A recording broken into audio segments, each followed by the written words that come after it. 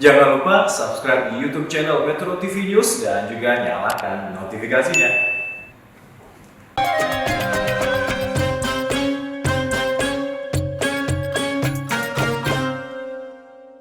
أعوذ بالله من الشيطان الرجيم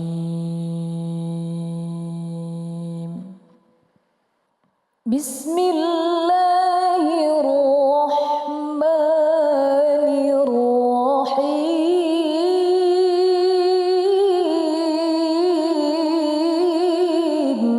لقد خلقنا الإنسان في أحسن تقويم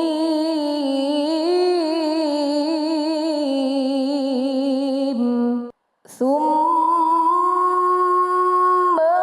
رددناه أسفل سافلين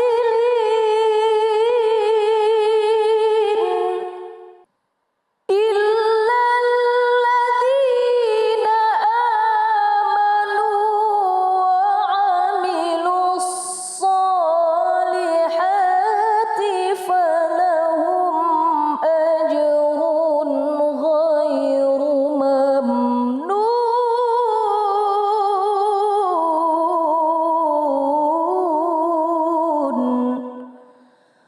صدق الله العظيم.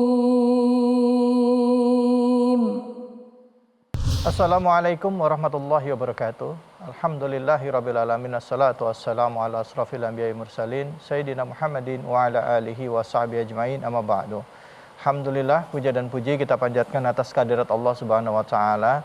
Dan tidak lupa kita berikan salawat dan salam kita kepada junjungan kita Nabi besar Muhammad sallallahu alaihi wasallam. Hari ini kita masih diberikan nikmat Islam, nikmat sehat, sehingga kita bisa bersilaturahim dalam program Khazanah Islam bersama dengan Imam Besar Masjid Istiqlal, yaitu Profesor Dr. Nazaruddin Umar. Dan seperti biasa, tema-tema yang kita angkat adalah tema yang dekat dengan keseharian. Sekarang kalau kita lihat media-media ini, media internet ya, itu anak-anak muda dengan bebasnya mengekspresikan diri. Tapi kadangkala dalam proses pengekspresian diri ini ada batasan-batasan yang kadangkala menurut kadar norma dan kadar agama seharusnya tidak melakukan itu. Akhirnya ada orang mengatakan bahwa sekarang anak-anak muda zaman sekarang ini atau sebagian besar masyarakat zaman sekarang ini sudah tidak punya malu gitu. Sedangkan Islam mengatur ada al-haya minal iman gitu. Kita sebagai umat muslim punya batasan-batasan di dalam melaksanakan kehidupan dalam rangka tidak hanya menjaga harga diri tapi juga menjaga kehormatan orang lain. Nah, untuk itu di era yang serba keterbukaan ini akan kita bahas temanya pas sekali, yaitu pakaian orang beriman, yaitu rasa malu. Dengan guru kita yang sudah hadir bersama kita, Profesor Dr. Nazaruddin Umar. Assalamualaikum warahmatullahi wabarakatuh. Waalaikumsalam warahmatullahi wabarakatuh. Temanya update sekali ini, Prof. Soalnya untuk atas nama followers harus melakukan sesuatu yang sensasional, Prof. Kadang-kala kalau orang, maaf ya, kalau orang-orang mikir, saya mah nggak mau ngelakuin itu. Tapi buat beberapa orang nih, ya cuek aja. Itu baru satu bidang ya, Prof ya. Saya tidak hanya bilang di media sosial saja, tapi juga di hal-hal lain juga. Hal-hal seperti itu juga terjadi. Bagaimana Islam mengatur batasan-batasan apa dalam hal malu ini, Prof, yang diatur di dalam kajian Islam? Silakan, Prof. Oke.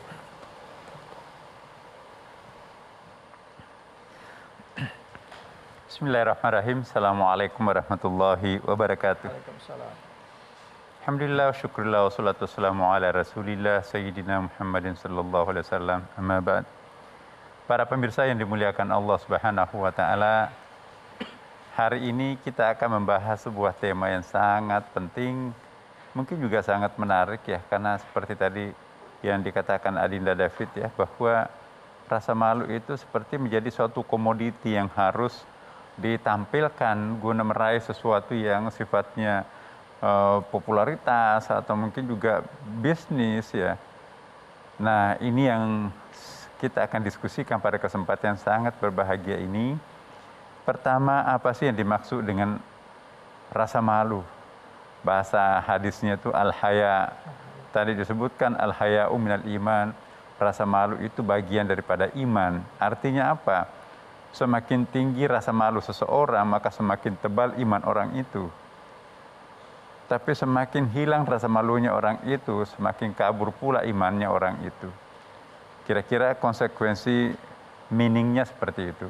Para pemirsa, Rasulullah Muhammad SAW itu benar-benar sampai berkali-kali mengingatkan bahwa harga diri yang bisa diwujudkan dalam bentuk memelihara rasa malu itu sangat penting. Harga diri seseorang itu bisa diukur dengan seberapa banyak orang itu mempertahankan rasa malu. Ya, makin terumbar ya diri seseorang itu sampai kemana-mana, tidak lagi mengindahkan nilai-nilai rasa malu itu sendiri, maka sesungguhnya itu akan menginjak-injak wibawahnya sendiri. Ya. Satu contoh yang paling dekat dengan al-haya, rasa malu ini, ya, ada yang disebut di dalam bahasa agama kita itu muru'ah.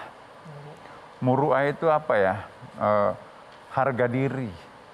Sangat hati-hati di dalam menampilkan perbuatannya, sikapnya, berpakaiannya, bertutur katanya. Jangan sampai nanti perkataan perbuatannya itu dianggap itu tidak senonoh. Karena kalau perbuatan tidak senonoh itu kan sebetulnya perbuatan yang memalukan. Nah, segala perbuatan yang tidak senonoh, maka itu pasti bisa disebut sebagai perbuatan yang memalukan. Maka itu kita jangan mendemonstrasikan sesuatu perbuatan yang dianggap oleh orang banyak itu tidak tepat, tidak senonoh gitu. Saya ingin berikan satu contoh ya, ini yang paling sederhana. Dalam definisi masyarakat kita itu kan ada nilai berpakaian ya kan. Biasanya kan kalau kita sholat itu tempatkanlah pada tempatnya. Jangan hanya berpatokan kepada apa yang disebut dengan hadis itu menutup aurat itu kan. Kan menutup aurat itu artinya laki-laki auratnya itu lutut sampai ke pusat. Nah, barusan cuci mobil, barusan olahraga, pakai training spark gitu kan. Orang salat duhur, ikutan di situ salat duhur itu kan. Itu sebetulnya tidak muru'ah. Walaupun menutup aurat, tetapi penempatan pakaian seperti itu sebetulnya tidak pada tempatnya. Pakaian olahraga itu adalah pakaian untuk di lapangan terbuka, ya kan? Walaupun itu baru, walaupun itu belum dipakai, tapi itu kalau kita pakai training spark pergi sholat Jumat misalnya, itu mestinya harus ada rasa malu gitu ya. Ini pakaiannya kan cocoknya di lapangan terbuka ini, jingkrak-jingkrak ini. Ini topik kok dipakai sujud di hadapan Allah. Walaupun itu halal, walaupun itu adalah bersih, tidak ada najisnya, tapi itu tidak muru'ah. Tuh. Ada orang pakai jeans, pakai koboi. Koboi itu artinya apa? Itu sapi ya. Boy itu biasa pakaian pengembala sapi gitu ya. Biasanya di pakaian lapangan itu. Nah, udah sampai ke masjid, disuruh jadi imam. Wow, pakai celana jeans, pakai baju kaos, nggak pakai peci. Mengimami bapak-bapak kita yang pakai baju koko, pakai sarung di belakang, itu kan sebetulnya tidak muru'ah. Segala sesuatu yang tidak muru'ah, itu bisa kita pastikan bahwa itu sesungguhnya memalukan gitu ya. Tidak pantas untuk kita lakukan. Nah, saya ingin ingatkan kepada kita semuanya, memang hidup di tengah masyarakat yang berbudaya itu sangat menuntut resiko. Tapi itulah nikmatnya hidup itu. Jangan hidup bebas sebebas-bebasnya, itu nanti kita akan kehilangan wibawa di dalam masyarakat kita. Saya kira nanti kita akan lanjutkan. Baik Prof, kita akan lanjutkan lagi. Jadi di dalam kehidupan kita sehari-hari ada norma budaya, ada etika, ada juga agama mengatur hal tersebut. Nah, tinggal kita bagaimana menyesuaikan. Tapi ada satu yang sekarang ini sedang tren, Prof, yaitu menjadi diri sendiri. Katanya ya kita harus jadi diri sendiri dong. Ngapain kita harus pura-pura? Katanya kalau kayak begitu Artinya seperti orang yang ketinggalan zaman gitu ya. Sekarang semuanya serba cepat dan jangan malu untuk mengekspresikan diri. Nah, atas nama mengekspresikan diri sendiri dan jadi diri sendiri, ini akhirnya menjadi satu standar baru gitu, Prof. Tapi nanti kita bahas lagi ya, Prof ya. Tetaplah di sini di Khazanah Islam bersama dengan Imam Besar Masjid Istiqlal Profesor Dr. Nazaruddin Umar. Masyarakat kita itu kadang-kadang persepsinya begini. Ada sesuatu yang seharusnya merasa malu, tapi dia nggak malu. Ya. Ada sesuatu yang seharusnya jangan malu, tapi malah dia malu.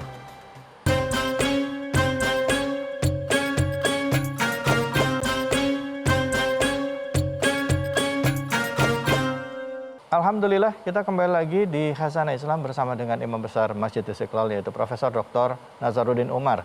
Bahasan kita mengenai rasa malu di dalam Islam. Islam memposisikan rasa malu sebagai bagian dari keimanan seperti yang disebutkan oleh Rasulullah Sallallahu Alaihi Wasallam. Tadi Profesor juga sudah membahas tentang batasan-batasan dari sisi etika. Nah, Prof, tadi saya sempat menyinggung juga, Prof, bahwa sekarang ini sepertinya ada perubahan standar, perubahan standarnya gitu, karena eranya serba maju, sekarang semuanya pengen serba cepat. Bahkan kadangkala, mohon maaf, Prof, dulu orang malu kalau misalnya melakukan pelanggaran agama gitu ya, Prof ya, misalnya maaf hamil di luar nikah atau apa, sekarang terbuka gitu, atau misalnya melakukan tindakan hal-hal lain lah gitu, Prof, yang sepertinya menurut pandangan agama maupun norma budaya itu bertentangan. Nah, silakan, Prof. Ya, nah ini memang juga sejak kapan bangsa kita ini mendemonstrasikan sesuatu yang sesungguhnya dulu itu merupakan suatu rasa malu yang sangat tinggi. Coba misalnya merupakan suatu aib yang besar. Ya. Tadi dicontohkan hamil di luar nikah ya kan. Ini kok dipublikasikan ya kan. Kita kan lihat media-media sosial bahkan media televisi kan. Tidak ada sama sekali ya, nggak apa-apa sih. Ya, memang yang penting kan sudah suami saya sekarang. Walaupun itu sudah menjadi suaminya sekarang, tapi kan tidak mesti harus diumbar bahwa ini saya sudah hamil 3 bulan sebelumnya. Itu suatu hal yang sangat memalukan. Dulu aib, dulu hukum adat kita itu, orang yang melakukan perzinahan itu rumahnya pun juga dibakar. Ya, tempat tidurnya dibakar, ranjangnya dibakar, orangnya ekstradisi ke luar kota. Karena itu kan memalukan. Nah, tapi kan sekarang ini kok sepertinya sangat individualistik masyarakat kita. Nggak mau cuek apakah tetangganya itu kumpul kebo atau tidak. Ya. Dulu ketahuan aja orang berdua-duaan itu malu besar. Jadi saya ingin mengingatkan kepada kita semuanya. Hal-hal yang tabu dalam agama itu jangan diungkap melalui media. Itu harusnya dianggap itu harus rahasia. Ya, walaupun nyata-nyata itu memang itu adalah kenyataannya terjadi. Ya, tetapi jangan terus terang. Sebab itu nanti dampaknya bahwa orang akan menganggap hal itu adalah biasa. Membiasakan sesuatu yang luar biasa, itu kita bisa penanam saham terhadap sebuah dosa maksiat. Orang-orang yang ikuti perilaku itu nanti itu akan menyumbang kontribusi dosa untuk kita semuanya kan. Jadi kebalikan daripada amal jariah tuh. Selama masjid itu dipakai untuk beribadah, maka selama itu pula dapat pahalanya kan. Tapi kalau kita mencontohkan sesuatu yang buruk, yang diikuti oleh anak-anak muda kita yang lain, maka sepanjang dosa itu dilakukan oleh orang lain, maka kita ambil kans di situ itu. Tapi Adinda ini juga perlu saya ingatkan. Masyarakat kita itu kadang-kadang persepsinya begini. Ada sesuatu yang seharusnya merasa malu, tapi dia nggak malu. Ya. Ada sesuatu yang seharusnya jangan malu, tapi malah dia malu. Nah, contohnya gini. Malu bertanya sesat di jalan. Gengsinya terlalu tinggi, akhirnya nggak mau nanya. Kenapa nggak mau nanya? Malu. Ya, dosen, ada sesuatu yang kurang jelas, tapi malu nanyakan. Itu malu dalam pengertian negatif. Ya, ada malu yang positif. Malu positif itu menutup aib kita, menutup aib saudara, menutup aib yang bisa mencemarkan nama baik orang, itu malu positif itu. Ya. Ya, tapi kalau kita malu bertanya, ya, malu tampil di permukaan menyatakan kebenaran, itu malu negatif itu. Ya. Nah, karena itu para pemirsa jangan kita balik-balik kenyataan ini. Ada seharusnya kita malu, malah nggak malu. ada seharusnya jangan malu, malah kita malu. Nah, ini satu hal yang penting. Jadi para pemirsa, saya ingatkan sekali lagi ya bahwa dalam menjalani kehidupan sosial seperti sekarang ini, tanggung jawab sosial kita tetap ada. Jangan karena kita nggak mau repot sehingga membiarkan keonaran, membiarkan kemaksiatan, membiarkan kejahatan, tidak mau melaporkan kepada para yang berwajib, ya kan. Kalau melaporkan nanti ada risikonya segala macam. Ya, kalau begitu kita melakukan pembiaran terhadap dosa maksiat. Semakin berkembang dosa maksiat di sekitar kita, maka itu azab itu juga akan mengintai kita. Musibah akan mengintai kita, kan. Nah, kalau kita ada upaya untuk mencegah menyebarnya, meluasnya, berkelanjutannya dosa maksiat itu, maka kita pun juga akan dinilai sebagai sebuah pejuang. Bahkan ada hadis yang mengatakan begini, air mata yang tumpah karena bentuk protes terhadap kemaksiatan yang tidak bisa dia singkirkan di sekitarnya, itu air mata tidak boleh masuk neraka. Tapi ada orang cuek aja, nggak ada air mata, nggak ada kesedihan, biarin aja, melakukan pembiaran terhadap dosa maksiat tanpa ada usaha untuk melakukan pencegahan, maka itu dosa buat kita. Nggak boleh kita egois, tidak boleh melakukan pembiaran terhadap kebatilan. Iya. Ya, terima kasih banyak, Prof. Ya, Prof, silakan Prof. Duduk lagi, Prof. Alhamdulillah. Ini jadi ada pertanyaan, Prof, sebelum diringkas. Sekarang ini kan banyak hal-hal yang sebenarnya bertentangan gitu, Prof, ya, gitu. Tapi dianggap wajar, gitu kan, intinya gitu, Prof. Jadi akhirnya malu itu hilang. Misalnya korupsi berjamaah, gitu, Prof. Ada yang karena merasa uang yang beredar ini bukan uang korupsi, tapi hak saya, gitu. Bahasa-bahasa begitu tuh, Prof. Nah, pertanyaannya, bagaimana caranya kita mengingatkan? Terus yang kedua, kalau misalnya sekarang kita menonton ini, terus kita mulai sadar, apa yang harus kita lakukan, Prof? Gitu. Ada 3 resep yang disampaikan Rasulullah SAW. Pertama ya hadis itu begini, man ra'a minkum mungkaran falyughayyir biyadihi. Barang siapa yang melihat kemungkaran, menyaksikan kemungkaran, maka hendaklah dia melakukan pencegahan dengan yadon, dengan powernya, kan. Kalau nggak bisa itu fabilisanihi, tegur, Pak, nasihati baik-baik. Nasihati baik-baik. Nggak bagus ini, Pak. Udah ila sabila bil hikmah wal mau'izatil hasanah. Ya. Nah, tapi kalau memang nggak bisa, nggak mempan, ya bahkan bahaya bagi dirinya sendiri. Fabi qalbi, ya, doa dan protes batin. Berdoa. Yang penting mudah-mudahan keluarga kami tidak ikut campur di dalamnya. Nah, ini hal yang kita lakukan. Tapi jangan kita melakukan yang terakhir. Ya. Karena itu kan adhaful iman. Ya, lakukan yang pertama dulu, kan. The power dulu. Nah, pemerintah kan di sini punya power yang luar biasa, kan. Ya. Nah, kalau pemerintah yang melakukan pembiaran terhadap sesuatu, maka itu pemerintah dan kita pun juga ikut terbawa berdosa. Betul. Nah, kita salut apa yang dilakukan oleh Pak Presiden Jokowi baru-baru ini, ya. Ada sedikit persoalan teknis mengenai miras itu, kan. Ya, betul. Nah, suara-suara umat kita itu berdatangan dari berbagai macam, termasuk Majelis Ulama, NU, Muhammadiyah dan lain-lain. Tapi sebagai pemimpin yang arif, ya, kalau tokoh-tokoh masyarakat mengatakan seperti itu, maka tidak ada kata lain. Ya, harus kita melakukan perubahan. Baik. Nah, direvisi lah. Jadi saya pikir pemerintah tidak malu dengan cara merubah kepres. Masya Allah. Tapi itu malah justru menunjukkan suatu hal yang sangat terhormat. Ya, jangan gengsinya dipertahankan, nggak boleh. Pokoknya ini wibawa pemerintah harus ditegakkan, bukan begitu. Ya. Jangan merasa gengsi untuk merubah demi masyarakat, demi penduduk, demi warga, demi umat dan demi bangsa, ya kan.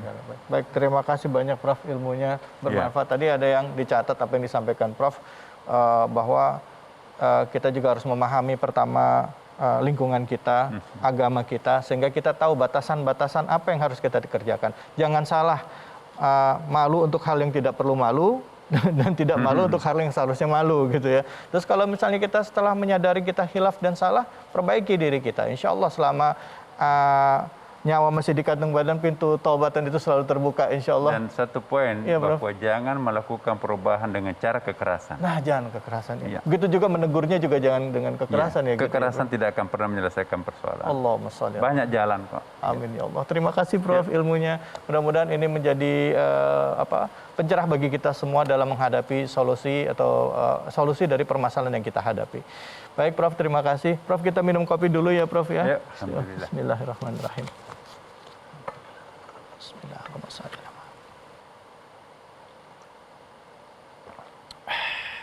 Alhamdulillah, luak hitam baru, nggak kemanisan, mantap. Bungkusnya jangan dibuang ya pemirsa, karena Anda berkesempatan untuk mendapatkan hadiah umroh gratis dan juga emas.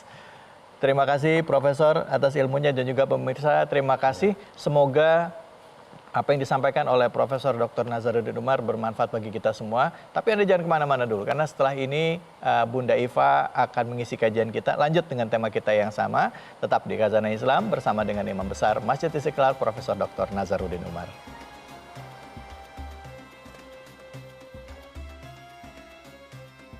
Boleh jadi orang yang kamu hina, orang yang kamu ejek, orang yang kamu perolok-olokan itu di depan umum, bisa jadi dia lebih baik daripada kamu yang mengolok-olok, mengejeknya itu.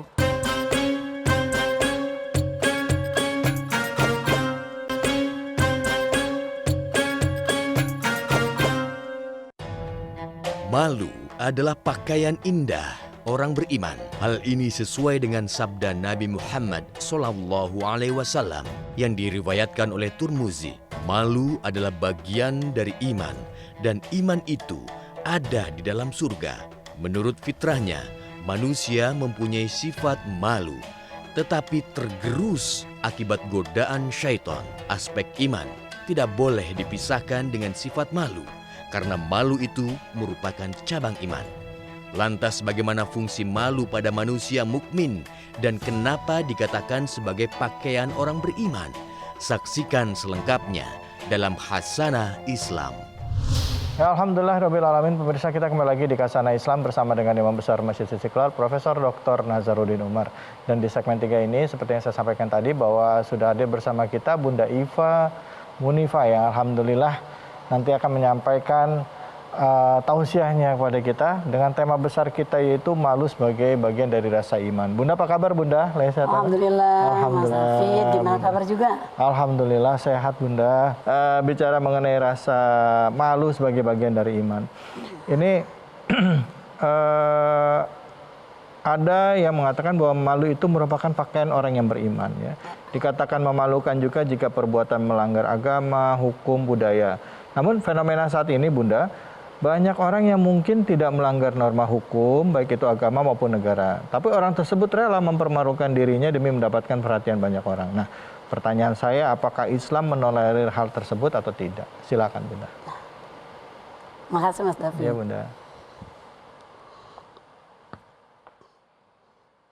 Bismillahirrahmanirrahim.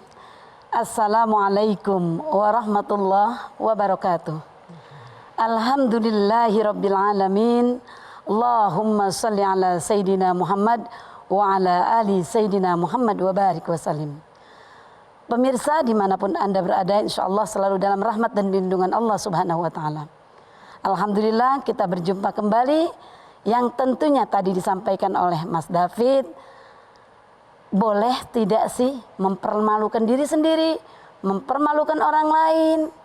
Kemudian tujuannya adalah untuk kepuasan diri sendiri, tujuannya adalah untuk jabatan diri sendiri, dan berbagai macam tujuan lain yang tentunya bisa saja merugikan orang lain dan bisa saja merugikan dirinya sendiri. Tentunya ketika kita berbicara rasa malu, mempermalukan orang lain, mempermalukan diri sendiri, maka kita ingat kepada sabda Rasulullah, innama bu'istu liutammima makarimal akhlak, bahwa aku diutus ke alam dunia ini tidak lain untuk menyempurnakan akhlak. Karenanya ketika kita berbicara terkait rasa malu mempermalukan orang lain dan diri sendiri itu tentunya kembali kepada akhlak. Kenapa demikian?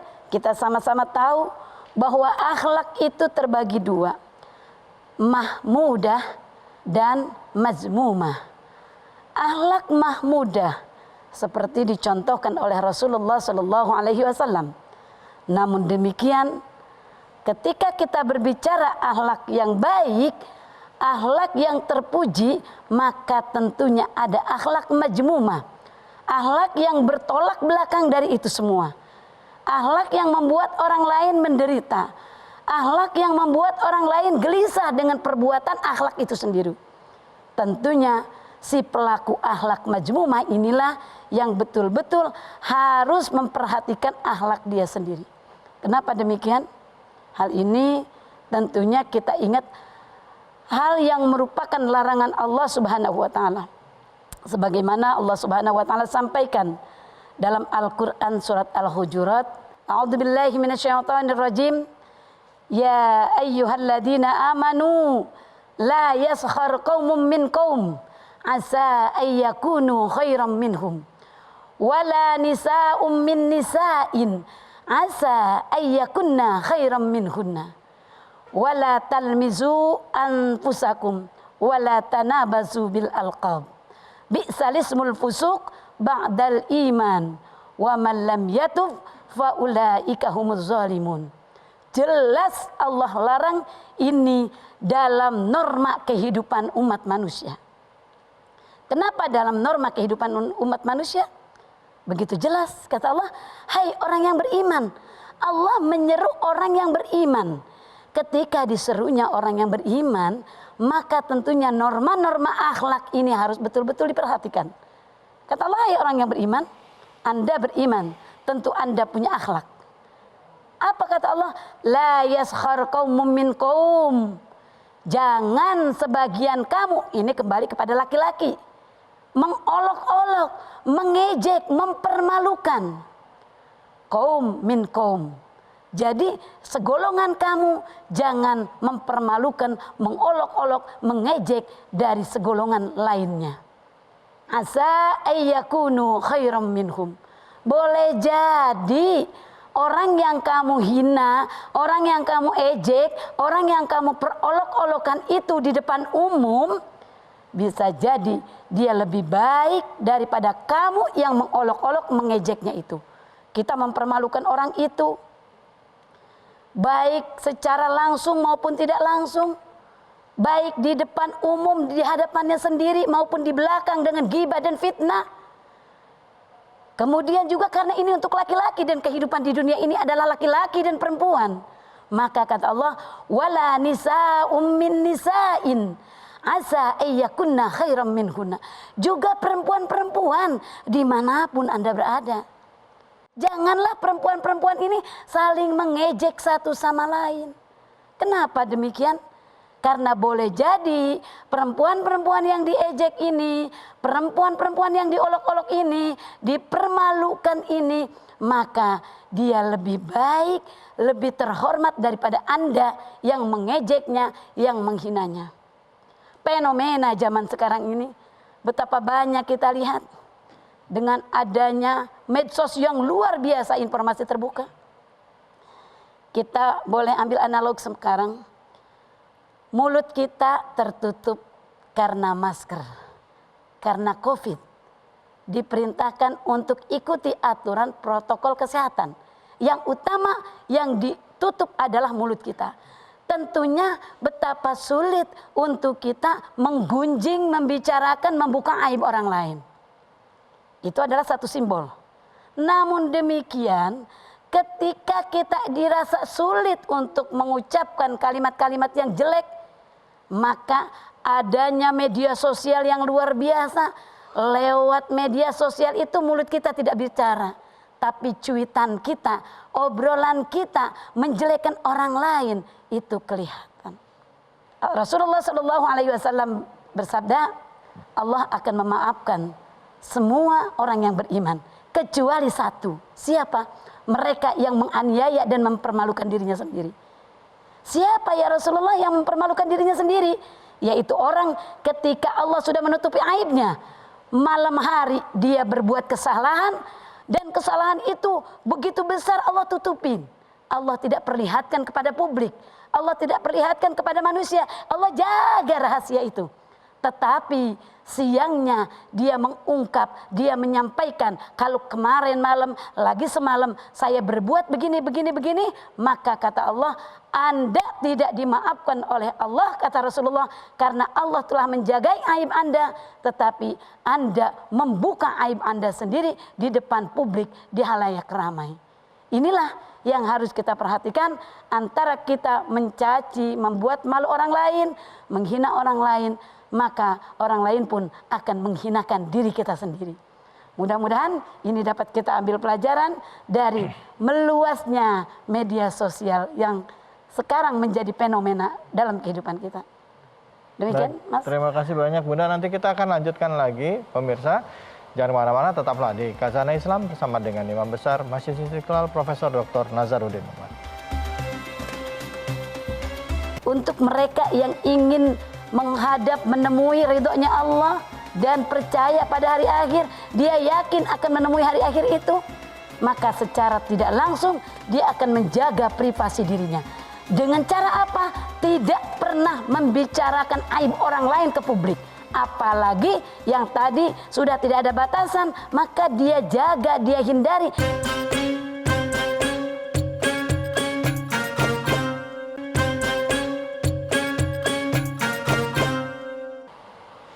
Batasan antara hak publik dengan hak pribadi ini jadi abu-abu. Karena pada saat seseorang sudah aktif di media sosial, seringkali apa yang tadinya ranah pribadi menjadi milik publik gitu. Nah, kadang-kadang kita juga harus bisa melihat batasan-batasan tersebut. Nah, jadi pertanyaannya, Bunda, bagaimana kita bisa memelihara rasa malu kita pada saat batasan antara ranah pribadi dengan ranah publik ini menjadi sangat tipis? Silakan, Bunda. Fadhol. Ya, terima kasih Mas David. Ini fenomena saat ini ya, yang saat ini sulit sekali untuk membatasi antara privasi kehidupan keluarga, diri kita, dan publik ataupun masyarakat. Tentu semua itu kembali saya sampaikan bahwa ini balik lagi kepada norma dan akhlak kita. Kita tahu, tadi saya sampaikan bahwa diri kita tidak akan dapat ditutupi kejelekan kita jika itu terekspos dari diri kita itu sendiri. Ketika kita menutup privasi kita, kita tidak menjelekkan orang lain, kita tidak memfitnah orang lain. Kenapa demikian? Karena memfitnah orang lain, menjelekkan orang lain, apalagi dalam urusan ingin mendapatkan jabatan, ingin mendapatkan kedudukan yang tinggi, kemudian dia menjelekkan teman-temannya satu sama lain, menjelekkan lawannya. Tentunya hal-hal yang menjadi privasi dirinya pun akan dibuka. Oleh siapa? Oleh orang yang dijelekannya itu. Kalau orang sudah membicarakan kejelekan orang lain, maka dia tidak berpikir itu salah atau tidak. Tentunya hal ini kita kembali kepada Rasulullah SAW dalam hal memberikan contoh kepada umat manusia. Apa kata Allah dalam Qur'annya? Sesungguhnya pada diri Rasul, bukan hanya Rasul Muhammad saja kalau udah kayak gini. Laqad kana lakum fi Rasulillah uswatun hasanah. Itu di situ tidak menyebutkan secara spesifik kepada Muhammad, tapi pada Rasul-Rasul Allah itu ada suri tauladan yang baik. Buat siapa? Liman kana yarjullah wal yaumal akhir. Untuk mereka yang ingin menghadap menemui ridhonya Allah dan percaya pada hari akhir, dia yakin akan menemui hari akhir itu, maka secara tidak langsung dia akan menjaga privasi dirinya. Dengan cara apa? Tidak pernah membicarakan aib orang lain ke publik. Apalagi yang tadi sudah tidak ada batasan, maka dia jaga, dia hindari. Janganlah terlalu sering memposting-posting hal-hal yang negatif. Bukan janganlah terlalu sering, kita hindari itu. Karena nanti tidak terasa kita akan terjerumus ke tempat yang tadinya nggak sengaja. Akhirnya kemudian jadi masalah karena kebiasaan itu. Sebagai contoh, satu waktu Rasulullah Shallallahu Alaihi Wasallam sholat bersama jamaah. Di mana sholatnya? Di Masjid Quba. Rasul sholat bersama jamaah yang begitu banyak jamaah di Masjid Quba itu. Lalu kemudian setelah sholat asar selesai, ada seorang jamaah sahabat ngajak Rasul untuk makan daging unta bersama-sama, ingin menjamu Rasul bersama para sahabat, para jamaah yang lain. Kemudian Rasul bersama jamaah sholat asar di Masjid Quba itu pergi ke rumah orang yang mengundang makan daging unta itu. Sedang serunya makan, bergembira ria makan daging unta bersama-sama, tiba-tiba tercium bau yang tidak menyenangkan. Ternyata dalam kumpulan tersebut di antara jamaah, di antara sahabat ada yang buang angin. Satu di antara mereka saling menoleh. Para sahabat ini toleh kanan, toleh kiri. Kenapa? Siapa nih yang buang angin? Siapa yang memberikan aroma tidak sedap? Saling bertanya-tanya. Rasul tidak suka dengan kejadian itu. Sampailah sedikit lagi menjelang waktu maghrib. Ketika sudah menjelang waktu maghrib, apa kata Rasulullah? Semua yang makan daging onta di sini, yang telah menikmati jamuan daging onta dari sahabat kita, dan sekarang akan datang waktu maghrib, maka semuanya para sahabatku, jamaahku yang ikut sholat di Masjid Quba dan ikut makan bersama daging unta, maka datang waktu maghrib semuanya harus ambil wudhu kembali. Tanpa terkecuali Rasul pun ikut untuk ambil wudhu. Kenapa demikian? Rasul memberikan contoh bahwa jika Rasul tidak menyampaikan hal seperti itu, maka tentunya akan ketahuan siapa yang buang angin tadi. Rasul tidak suka dan tidak berkenan melihat di antara mereka saling curiga. Padahal makan daging unta tidak membuat wudunya batal. Sehingga tidak ada satupun yang mengetahui siapa yang saat itu buang angin. Kenapa? Begitu pinter piawainya Rasulullah menutupi aib orang. Begitu Mas David, ketika misalkan mereka langsung, hai yang tadi merasa buang angin ataupun yang tadi merasa tidak enak aromanya, silahkan berwudu. Kelihatan kan? Sudah malu, wajahnya merah karena malu kan? Tetapi Rasul tidak begitu bijaksananya. Dijaga adabnya gitu ya, Bunda. Dijaga ya. adabnya. Bunda, sedemikian rupa. Terima kasih banyak Bunda. Bunda boleh duduk dulu Bunda. Kita lanjutkan lagi bahasan kita sambil agak duduk ya, sambil santai Bunda. Ini menarik Bunda. Pada saat Rasulullah Shallallahu Alaihi Wasallam mengajarkan kepada kita untuk menjaga aib saudara kita. Di satu sisi sekarang ini fenomenanya berubah gitu ya Bunda. Orang bahkan punya kecenderungan entah itu sadar atau tidak sadar gitu ya, itu semakin sensasional semakin banyak yang lihat gitu Bunda. Jadi kalau misalnya di media sosial itu ya bahkan ya hal-hal yang aneh-aneh itu memang sengaja dilakukan Bunda. Betul. Memang Mencari sengaja sensasi. dilakukan. Ya, mencari sensasi, bahkan mereka dengan bangganya melakukan hal-hal tersebut ya, baik yang bertentangan dengan norma agama maupun norma sosial gitu Bunda. Nah, apakah ini termasuk orang-orang yang sudah artinya udah masa akhir zaman atau orang-orang yang udah justru harus prihatin dengan kondisi seperti ini? Hati-hati, jangan-jangan sudah kena penyakit hati nih. Ya, gitu. Memang yang paling penting yang harus dihindari adalah satu, penyakit hati. Dua, ikut-ikutan. Dayus. Kenapa dayus itu? Ketika dia mengaku sebagai mukmin, sebagai orang yang beriman, sebagai orang Islam, maka tentunya ketika dia melihat berita-berita seperti itu, dia harus mengkanter dirinya sendiri. Dia mengaku sebagai orang muslim yang baik. Dia mengaku sebagai orang mukmin yang baik. Maka berita-berita yang sudah beredar kayak seperti itu tidak perlu dikomentari. Sebatas dia tahu, dibaca, sudah lewat begitu saja. Yang paling penting sekarang adalah pendidikan akhlak kepada anak-anak kita.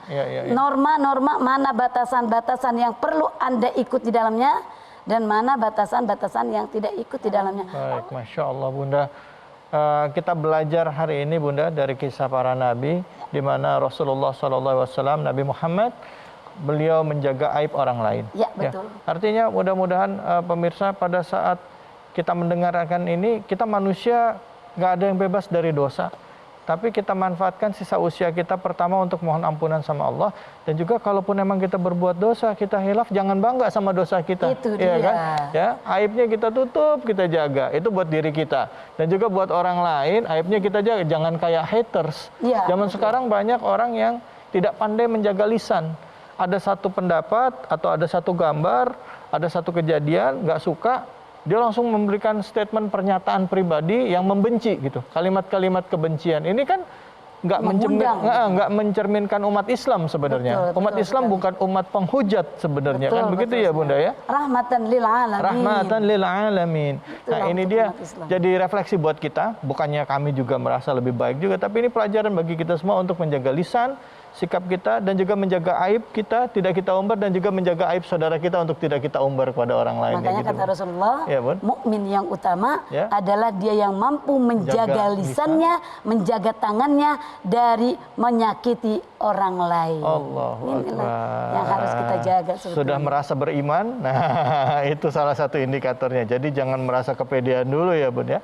Mudah-mudahan apa yang disampaikan pada kesempatan kali ini bermanfaat bagi kita semua ya. Bunda, terima kasih atas kesempatan yang Bunda telah berikan kasih pada banyak, kita. sama-sama. Terima kasih ilmunya Bunda. Ya, Dan sama-sama. ini untuk kita semua ilmunya itu. iya, ya pencerahan bagi kita Bunda Iya, dengan betul. tema kita mengenai bicara malu ya. Semoga kita benar-benar membiasakan dalam diri kita untuk menempatkan malu pada tempatnya. Malu jika kita masih merasa berdosa dan kita umbar dosa kita tersebut Betul ya. sekali. Menjaga adab kita. Mudah-mudahan Allah ridho atas pertemuan kita kali ini. Tapi Bunda, sebelumnya kita minum kopi dulu ya Bunda ya. Ya, Bismillahirrahmanirrahim. Bismillahirrahmanirrahim. Silakan Bunda. Ya, kita Silakan Bunda. Allahumma shalli ala.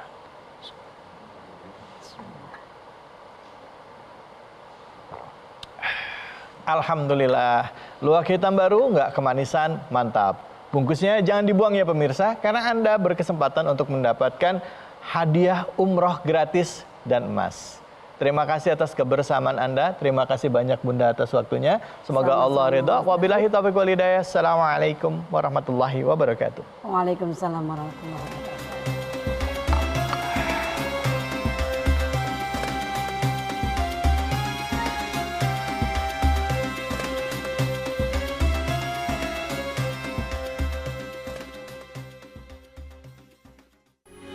Metro TV